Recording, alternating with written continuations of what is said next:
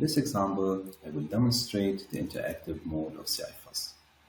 To do so, I will create a fuzz test for the function YAML bar_load. And for the purpose of this demo, I will limit the number of automatic refinement attempts to only one. And with this setting, CI Fuzz will go into the interactive mode if the very first attempt to create a fuzz test fails. And obviously, in a realistic setting, you would want to allow CI Fuzz more room for automatic refinement. So in this example, we see that the fuzz test fails, and now we are in the interactive mode. And here we see the generated fuzz test. And if we have a look at the code here, we see that it looks pretty decent. So we start with some initialization code, then we call our target function and end up with some cleanup code. So this looks pretty good.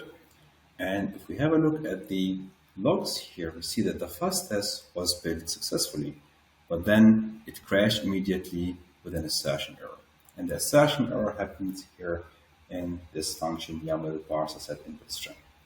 So if we go there to have a look, we see that this is the second argument of the function and it's expected not to be null. And in our fuzz test, we call this function here. So now I can go to CI Fuzz and provide additional hints. I can say something like ensure that the second argument to this function is not null. And then CI Fuzz will then take this hint and use it to generate a refined version of the fuzz test. And now we see that this version actually running here. And let's have a look at what has changed. So here we see now that CI Fuzz added a new check that this vector is not empty. And in this guarantees that the second argument here, the input argument, is not null. And if this is not the case, then we do the proper cleanup and exit.